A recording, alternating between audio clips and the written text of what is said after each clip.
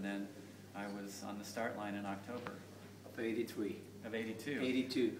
Great. And it took you to around 7 times to win for the first time the Ironman, yeah, of Hawaii?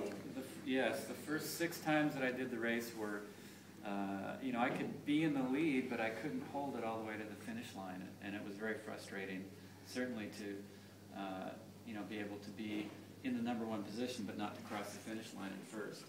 And the first 6 tries just didn't work out the way I had hoped. But then finally in 1989, I had that amazing race that I had been working for so many years. And there was a lot that went into it that enabled that to happen, but it was an amazing day.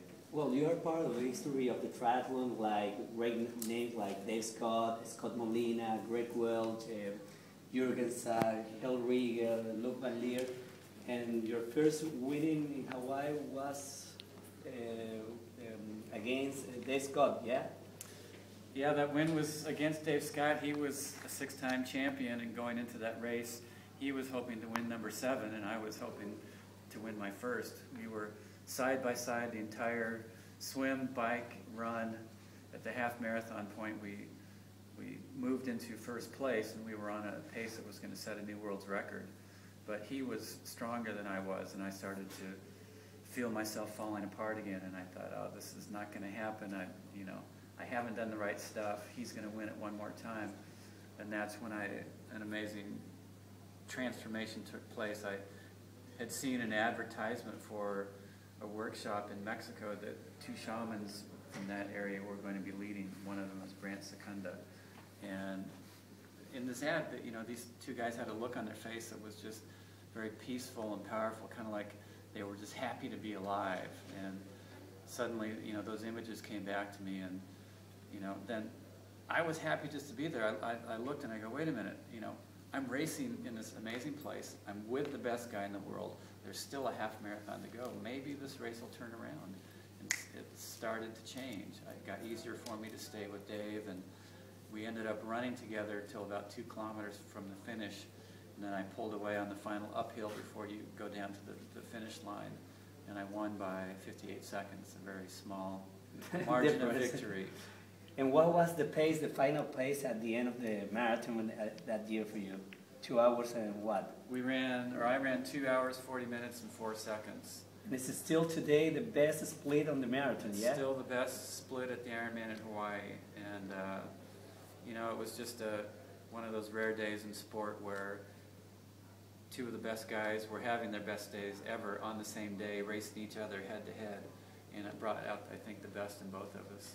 I saw that in the past on TV, like most of us, but this past year we saw a similar race, a similar battle between McCormack and Raleigh. What do you think about that battle that we saw last year in the Ironman of Hawaii? Well, the 2010 Ironman was an amazing race with Chris McCormack in the lead, but then Andreas Rehler catching him. I think he caught him around mile 23 of the marathon. And as he pulled up next to Chris McCormack, all of a sudden his pace slowed down and he didn't pass him. And then you could just feel all of this energy going into McCormack, and I knew that something would happen and he would win it. And they stayed together for another few miles, and finally with about a mile to go or so, Chris made a move and Rayler could not answer. It was a very, you know, everybody was just waiting to see what was going to happen. Yeah, and he called it nothing. Yeah. Many people know you that you are the Ironman guy like Dave Scott and other ones. But you have a great background, a great history on triathlon. You won many times the Ironman of Nisa. They have a special distance. Can you tell people what was the distance and how many times you won that race? And also you won the Olympic distance, the Aperture, the World Championship on Avignon, France. Tell us a little bit about that, please. Well, the race in Nice, France was really special for me. I raced it 10 times and I won it 10 times. And, you know, in many ways that's even more amazing to me than the winning Hawaii 6 times, because I never lost there. The race is about a 3/4 Ironman distance event. It takes about 6 hours to complete, and it requires requires a lot of endurance, but you also have to have a lot of speed. And so it was, you know, every year a different competitor who was in the lead there, and somehow I was able to always come back on the run and win it. The Olympic distance event in 1989, first world championship put on by the ITU, International Triathlon Union, was in Avignon, France. And, you know, this was the first event that you had to qualify for as a part of a national team to go to in the sport. And it was the first of the many steps it took to get it into the Olympics. And I was excited to be there because it was in France, and I'd had a lot of good racing in France. But I didn't have a good swim, and I came out of the water really far behind the leaders. But I was able to slowly work up on the bike. Mike Pigg came by me, and he was one of the best cyclists in the Olympic distance at that time. And I came off the bike kind of within reason, like maybe there is a chance. And right away my run took off. I was just flying, and I passed the people ahead and went on to win the first ever Olympic distance race in 1989. And then later that year I went on to win Hawaii for the first time. So that was an amazing double that year. Well, you also made the great power man in Sofia. You ran it 2 times. The first time you lost, and what happened in the second time? Well, the Zofingen duathlon was, at the time, I think the hardest duathlon to win in the world. It was in Switzerland. Again, a race that took about 6 hours to complete. And I knew that the course was really challenging, very hilly on the run and very fast on the bike. And I thought I had trained perfectly for it. But that first year, I ended up 3rd, which was still pretty good, but I was nowhere in the hunt for the lead. And so I thought, now I've seen the course, I have to come back and do it right. So the next year I came back and was ready for the run. I was a little more patient in the first part of the bike. And then in the second half of the race, that's when I really was able to turn it on and was able to win that event also. Well, in your career, you suffer a very tough moment in the race or on the bike. I remember in Hawaii when Thomas Hellriegel ride like an animal was when this invasion of the German guys going with the faster split on the bikes, and you went down behind Thomas Hellriegel about, I don't remember exactly, but 30 minutes, something like that. 13 and a half minutes down off the bike, yeah. And, you know, this was in 1995. I was 37 years old. So, first of all, nobody had ever won at age 37. That was something that at that point was impossible. Nobody had ever come back from being down 13 and a half minutes to win. That was also impossible. And I was trying to win my 6th Ironman in 6 starts, and nobody had ever done that. So there were 3 kind of impossible things that I had to overcome in that race.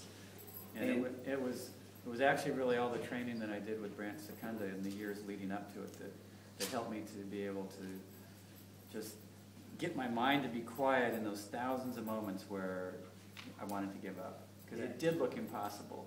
And Brant had really helped me to be ready for that race, for anything that was going to happen. And so I just kept having to kind of go back to that point of being quiet inside, and then I could just feel it changing little by little by little. So you can say to the people that are listening and watching us that to overcome that tough moment is with the mentally way? Absolutely. You know, if your race doesn't look like any scenario that you had planned on, you know, you can't go back and do more training or less training. You can't go back and change anything about your preparation. The only thing you can do is change your focus in that moment. And that's something that I prepared for, is to be able to hopefully just keep myself stable and steady and patient, and to just never give up hope, no matter how impossible the victory might look. Well, today you get to talk to people about helping coaches and athletes about your way of life. And right now you talk about a lot about flexibility in the mind of the triathlete. I think that you're going to talk today about that, but can you tell us a little bit how important is the flexibility in the mind of the triathlete? You know, you have to have the physical training. That's kind of the base. If you don't train well, then you're not going to be able to race well. But there are so many athletes who are well trained that the thing that really does make the difference in the race is what goes on in your mind or goes on inside of your heart. And that's, you know, your own desire or your own vision of what you want to get out of the race. And most athletes hope that they won't have to deal with themselves in the race. You know, that, I always say that, you know, your inner character can be your toughest competitor, because it's very easy to have positive thoughts in training when you're with your friends and, you know, the camaraderie is good. And it can be a very different challenge to have a positive focus when you're up against people who are trying to beat you. Yeah. You know, it just shifts everything, and that's something that I practiced, was kind of helping make that shift. And I tried it every day in my training, and then hopefully it would work in the race. Brant and I wrote a book. It's in Spanish, Fit Soul, Fit Body, 9 Keys to a Healthier, Happier You. And in there we have a lot of the tools that I use to be ready, not only physically, but also mentally, emotionally, spiritually for the race. Because that really is, I think, what makes the difference between a good competition and one of those that's memorable for a lifetime. So for you, the best strategy that works in the race, which one it was? You know, people try to be confident, which certainly is a good thing to be, going into a race and try and hold on to that confidence. But racing makes you tired, and it's very, you know, it can be painful. Your legs hurt, you want to quit, you're hot, you're dehydrated. And so, you know, I think the simplest tool is to just tell yourself to shut up. You know, because your mind starts talking and thinking and analyzing, and is this good, is it not good, am I in good position, is that guy too far ahead? And all of that thinking takes so much energy. You know, and if you can just get yourself to just go, okay, then you start to feel your rhythm, and you start to focus on your form, and then all of a sudden everything's loose, and then you're working more efficiently. And then it really doesn't matter if that person's ahead or behind. You're going as fast as you can go. And then suddenly the race starts to shift. Oh, great. You was here in Chile 10 years ago, I think. So how you see that the triathletes and the triathlon grows up here in Chile after 10 years that you be here? Well, it seems like a lot of people are really interested in Ironman distance now. Yeah. In Chile. And, you know, I think that's a common thing worldwide. I love the Ironman distance. You know, it's definitely a challenge, but it's a challenge that if people are patient and they train for it, that they can accomplish. They can cross that Ironman finish line. And for those that are going to run this Sunday for first time their half Ironman distance, or for those that are thinking this year to run for first time an Ironman distance, can you give them a few tips, probably 4? Well, one thing is you have to be patient in the race. You know, it's always a long day. There's going to be points where you feel good, and there will be points where you don't feel good. So when you feel good, be happy, and when you're not feeling good, don't worry about it, because you'll come back out of that. Another tip would be, you know, try to build your pace throughout the race. A lot of people go too fast too early, and then it gets hard on the run. But I always try to look at it like, the swim I go moderate, the bike I go a little harder, and then the run, that's when I really try to start to race. Okay. Those are some good tips. Well, and another thing, many people always talk about how much time you have to go down in your training before an Ironman race, and how much time after the race you have to rest. In your opinion, or in your case, what did you do or after an Ironman race and before it? Well, before, I would start to taper my training down 3 or 4 weeks out from the event. So, you know, you work up to a real high level, and then you start to drop it down for 3 weeks or 4 weeks. And then right before the race, you're doing almost nothing the last 3 or 4 days. After the race, if it's, especially if it's your last race of the year, I think it's important to take a month or 2 of just easy recovery training. It takes about 3 weeks to know how much the event took out of you. You know, 2 weeks after an Ironman, you start to feel better than you were, and you think, okay, I'm back, I can start training. But really, you're going from ground zero up to maybe 50%, and if you give yourself another week, then you'll be able to really see, okay, I'm recovered enough, or no, I need a few more weeks. So minimum 3 weeks of very easy stuff, maybe a month or two. Okay. Can you tell us something about when you start to run triathlon? I remember that you and one of the pros of that moment talk about a new guy that you call it the rookie.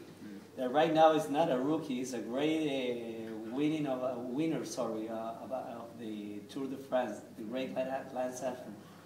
What do you think about a man that started like a former triathlete and then became, after all he passed with his healthy thing, with the cancer, and wins 7 times in a row the Tour de France? Well, his story is amazing for sure. You know, he raced, as you said, triathlon when he was younger, and he was in some of the shorter events that I did at that time. So I competed against him when he was still a teenager, actually, and he was really strong on the swim and the bike. The run, he wasn't quite as strong.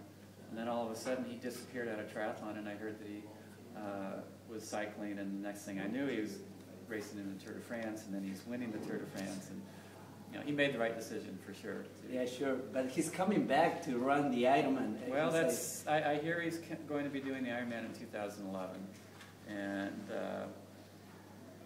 we'll see. You know, he's an amazing athlete, but he's also realistic, and he knows that the Ironman is a very different race than a stage race. It's very different than a one-day cycling event. It's very different than a marathon. Yeah, sure. And you know, he has a lot of experience racing. He knows his body. I don't really know what his goals are, but I'm sure he'll try to have a good bike ride out there. I have one final question that probably most of us want to hear from you. You've finished your career like a pro triathlete, and you never come back to run again. Do you want to run again? Do you have it in mind, or you don't want to run? But because if we talk with you, or somebody can talk with you, can see that you love the triathlon and you love the Ironman distance. Why we can't see Mark Allen running again at triathlon? You know, when I did my last Ironman, I really felt like I had put everything into the sport that I had to give, and I was at the best level I could possibly be. And I just had this strong feeling inside like it's time to move on from the racing. I'm still around the sport. I'm still talking to triathletes. I coach athletes all over the world, markallenonline.com. And so I'm still involved with the sport, but I don't have that desire to race. And that's you know, those are different things. Those are two different things. Now I just love to stay fit and healthy and use training and athletics to reduce the stress in my life and to just feel good. And so I don't have that desire to race. Other athletes, they do, you know, and that's perfect too. Okay, sure. Well, 6 times you were called or named the best triathlete of the year by the Triathlete magazine. In the '97, you was called the man with the best physical shape of the world by the Outside magazine. And you're here right now, so thank you very much for your time. Also, I know that it was your birthday today, yesterday, 53 years old, yeah? Is that correct? 53 years old, yeah. Well, so in the name of all the people that are looking at us, thank you to be here with us, and especially with me, chatting a little bit, talking about triathlon. And I want to give you a present from my group, okay? All right. Excuse me. This is for my group, Full All Runners. right. Full Okay, Runners, that's and great. I want to say you something. Can you say to the program? It's called Mass Running. Say hello, Mass Running, from Mark Allen in Chile, and that's it for us. Hello, Mas Running. I hope you have a great time running, training, racing, and most of all, just enjoy it and keep going out there and have a good time. Yeah. Genial. Mark, All right, thank you for your time. It was a pleasure. All Okay. right. Marcelo, ¿cuándo crees que sale esto? Esto la semana que viene, el miércoles.